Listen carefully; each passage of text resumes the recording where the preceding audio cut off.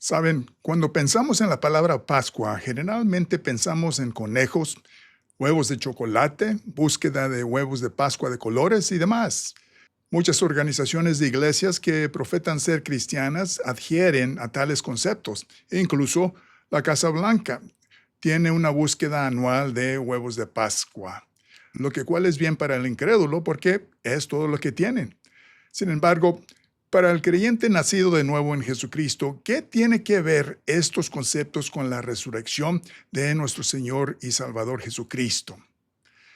Bueno, según el sitio web de la Enciclopedia Británica, explicando qué tiene que ver el huevo con la Pascua, dice esto, y estoy citando: el huevo era un símbolo premoderno y precristiano de fertilidad y restauración muy usado. Los paganos europeos, un término usado para referirse a las personas que practican una variedad de tradiciones no cristianas, vieron los huevos como un símbolo de la regeneración que viene con la primavera. Los primeros cristianos tomaron prestada esta imagen y no la aplicaron a la regeneración de la tierra, sino a Jesucristo. Esto también se extiende a la nueva vida de los fieles seguidores de Cristo. La tradición de teñir y decorar los huevos de Pascua es antigua y su origen es oscura, pero se ha practicado tanto en la Iglesia ortodoxa e en la Iglesia occidental desde las Edades Medias.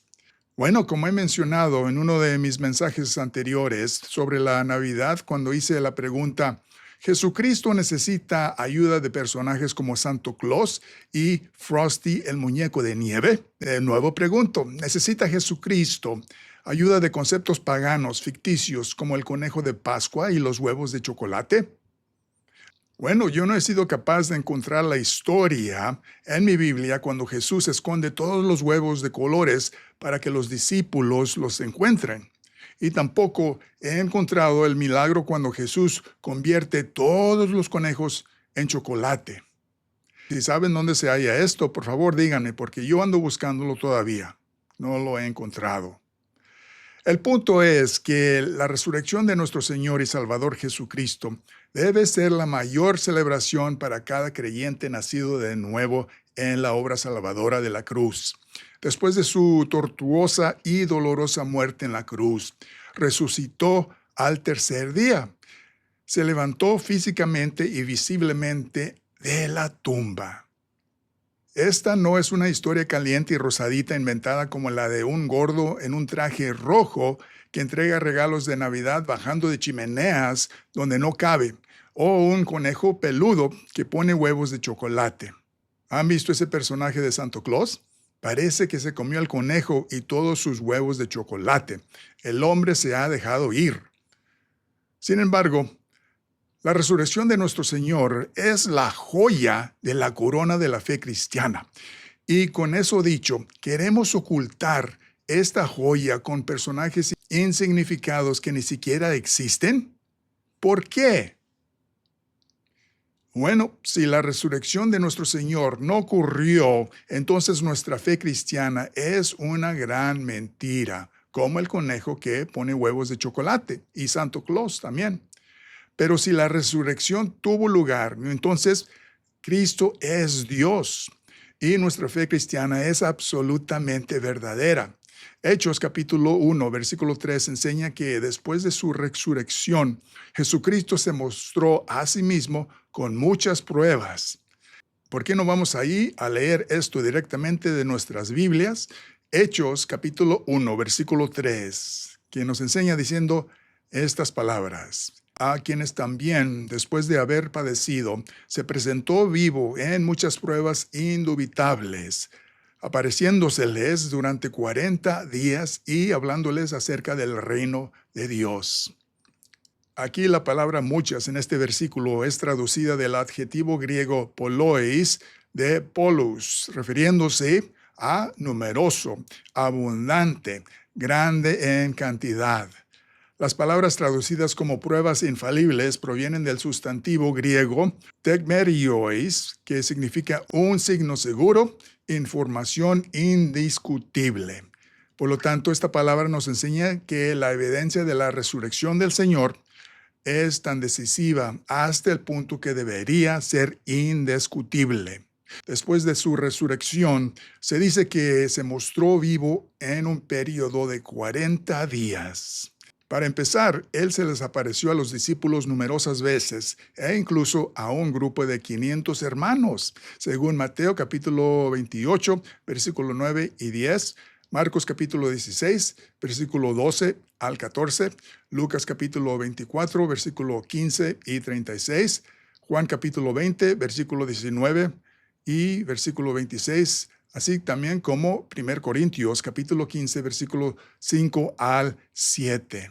El cuerpo de resurrección del Señor también tenía la sustancia de carne y hueso, de acuerdo con Lucas capítulo 24, versículo 39 y 40, y podía ser tocado y sentido de acuerdo de Juan capítulo 20, versículo 17. Hay más evidencia, por supuesto, pero entienden la idea, ¿verdad? El apóstol Pablo, escribiendo sobre la resurrección de nuestro Señor Jesucristo, declara en 1 Corintios capítulo 1, versículo 4, que el Señor cumplió la profecía de acuerdo con las Escrituras, como Salmos capítulo 16, versículo 10, y también Isaías capítulo 9, versículo 11. En 1 Corintios capítulo 1, versículo 5 al 8, vemos que el Señor se les apareció a varios individuos y grupos. El Señor no solo se les apareció a sus creyentes incondicionales antes de la resurrección, incluso ellos no creían que Él regresaría, de acuerdo de Mateo capítulo 16, versículo 21 y 22. 1 Corintios capítulo 15, versículo 9 al 11, enseña sobre el poder de la resurrección para cambiar vidas. Fue la resurrección que cambió a Saúl el fariseo en Pablo el apóstol. Pablo se maravilló de que por la gracia de Dios él había pasado del peor de los pecadores, como se refiere en 1 Timoteo capítulo 1 versículo 15, al apóstol que escribió la mayoría parte del Nuevo Testamento. Luego en 1 Corintios capítulo 15 versículo 12 al 20 vemos que cualquier alternativa a la resurrección para el creyente nacido de nuevo en Jesucristo es inútil, sin sentido, en otras palabras. Pablo hace estos puntos allí. Pueden leer estos puntos mientras yo los leo directamente de la Biblia. Así es que vamos a nuestras Biblias para ver estos puntos que empiezan con 1 Corintios capítulo 15, versículo 12, que nos dice con estas palabras: Pero si se predica de que Cristo resucitó de los muertos, ¿cómo dicen algunos entre vosotros que no hay resurrección de muerte? Porque si no hay resurrección de muerte, tampoco Cristo resucitó. Si Cristo no resucitó, vana entonces es nuestra predicación, vana es también nuestra fe. La palabra vana aquí se traduce del adjetivo griego kinos, que significa vacío, inútil, que equivale a cero. Y el versículo 15 continúa diciendo: Y somos hallados falsos testigos de Dios, porque hemos testificado de que Dios he resucitado a Cristo, al cual no resucitó, si en verdad los muertos no resucitan. Entonces aquí las palabras falsos testigos, aquí proviene del sustantivo griego suri martires, que significa un portador de testimonio falso. En otras palabras, un mentiroso. Y sigamos con el versículo 16, que nos dice: Porque si los muertos no resucitan, tampoco Cristo resucitó. Entonces también los que durmieron en Cristo perecieron. En otras palabras, ellos no son salvos. Versículo 19 continúa diciendo: Si en esta vida solamente esperamos a Cristo, somos los más dignos de conmiseración de todos los hombres. Mas ahora Cristo ha resucitado de los muertos, primicia de los que durmieron es hecho. Entonces, estos versículos enseñan que nada podría ser más triste que tener una esperanza que es limitada a esta vida sin la esperanza de una resurrección futura en un cuerpo glorificado. Entonces, he aquí algunas conclusiones del resultado de nuestra fe si no hay una resurrección. ¿Están listos? Primero, si Cristo no ha resucitado de los muertos, entonces nuestra fe cristiana está basada en una mentira. Si Cristo no ha resucitado de entre los muertos, entonces todas las enseñanzas y el evangelismo a lo largo de la era de la iglesia ha sido inútil, sin valor, en vano. Si Cristo no ha resucitado de los muertos, entonces no tenemos esperanza más allá de la tumba. Si Cristo no ha resucitado de los muertos, entonces ir a una organización de iglesia no es más que una reunión de un club social. Es lamentable que muchas organizaciones eclesiásticas son eso solo ahora en día. Afortunadamente, un resultado tan patético no es el caso para aquellos en Cristo, porque Pablo continúa explicando en 1 Corintios capítulo 15, versículo 20 al 22, cuando enseña que Cristo ciertamente ha resucitado del sepulcro y es la primicia de los que han pasado. Entonces nosotros también tenemos la esperanza de una futura resurrección en unión con el Señor, como Él nos ha prometido, según Apocalipsis capítulo 21 y 4, que nos dice en estas palabras, diciendo, enjugará Dios lágrimas de los ojos de ellos, y ya no habrá muerte, ni habrá más llanto, ni clamor, ni dolor, porque las primeras cosas pasarán. Apocalipsis capítulo 21, versículo 4. Entonces, al examinar la muerte física de nuestro Señor Jesucristo, vemos que tenía una separación tricotómica, que nuevamente se refiere simplemente a tener un cuerpo, un alma y un espíritu. Esta separación comenzó con su cuerpo físico. Primero, a su muerte, el cuerpo del Señor fue a la tumba. Segundo, su espíritu humano fue a la presencia de Dios Padre en el tercer cielo. Tercero, su alma humana entró en el primer comportamiento de Hades, conocido como el paraíso. Esto es donde residieron todos los creyentes del Antiguo Testamento hasta la resurrección de nuestro Señor. Durante este tiempo, el cuerpo de nuestro Señor estuvo en el sepulcro durante 3 días y 3 noches, según Lucas capítulo 23, versículo 53. Cuando la obra de salvación fue terminada, nuestro Señor le dijo al Padre, Padre, en tus manos encomiendo mi espíritu, según Lucas capítulo 23, versículo 46. Y su espíritu humano entró en la presencia de Dios Padre. Recuerden cómo le dijo al ladrón moribundo en Lucas capítulo 23, versículo 43. Hoy estarás conmigo en el paraíso. Su alma fue al paraíso, que era un compartimiento de Hades. Recuerden que también en Salmos capítulo 16, versículo 10, profecita diciendo, no dejarás mi alma en el Hades. Y también en Hechos capítulo 2, versículo 27 dice, porque no dejarás mi alma en el Hades. Mientras estuvo allí, 1 Pedro capítulo 3, versículo 18 al 21, el Espíritu Santo guardó el alma de nuestro Señor en el Hades. Y por medio de Dios el Espíritu Santo, el alma de nuestro Señor descendió a Tártaro, donde proclamó victoriosamente a ciertos ángeles caídos. ¿Qué fue esta proclamación que les hizo a estos ángeles caídos?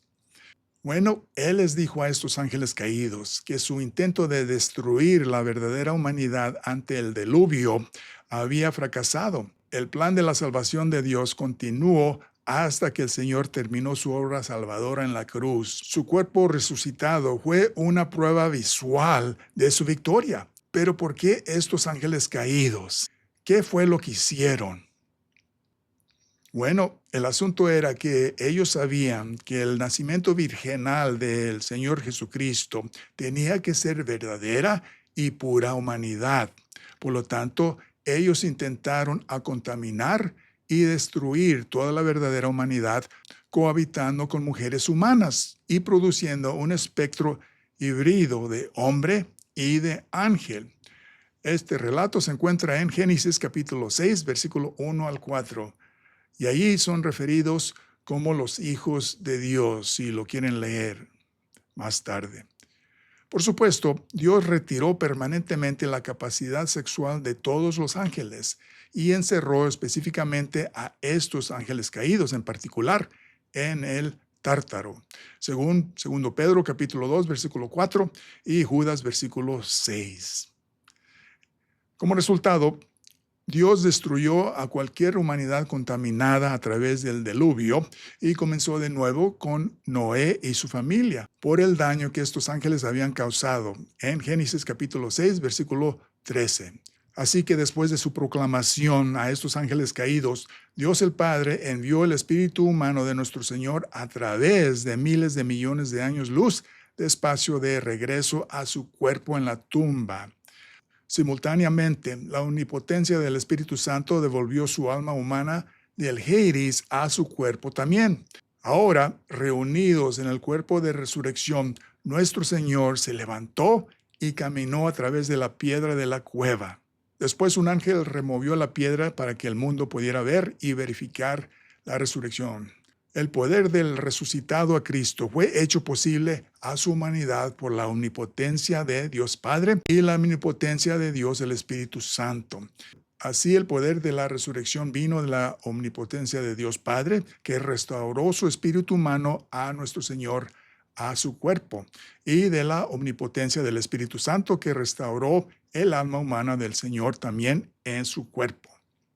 En ese momento, el espíritu y el alma del Señor se unieron con su cuerpo en la tumba, y entonces la humanidad de Cristo resucitó. El mismo poder que resucitó a Cristo entre los muertos también nos resucitará como creyentes en el rapto de la iglesia. La omnipotencia de Dios el Padre proveerá el cuerpo de resurrección para todos los muertos en Cristo. La omnipotencia de Dios el Espíritu Santo proveerá un cuerpo de resurrección para todos los que están vivos en la tierra en ese momento. Filipenses capítulo 3, versículo 20 y 21 nos dice esto: mas nuestra ciudadanía está en los cielos, de donde también esperamos al Salvador, al Señor Jesucristo, el cual transformará nuestro cuerpo de humillación nuestra para que sea semejante al cuerpo de gloria suya, con el poder de cual puede sujetar a sí mismo todas las cosas. Una vez más, Filipenses capítulo 3, versículo 20 y 21. Entonces, Él es capaz incluso de sujetar todas las cosas a sí mismo.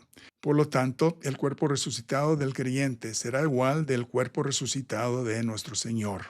Será un cuerpo glorificado, será un cuerpo eterno, será un cuerpo que es incorruptible y no de carne y sangre, pero de carne y hueso, como el Señor declara en el Evangelio.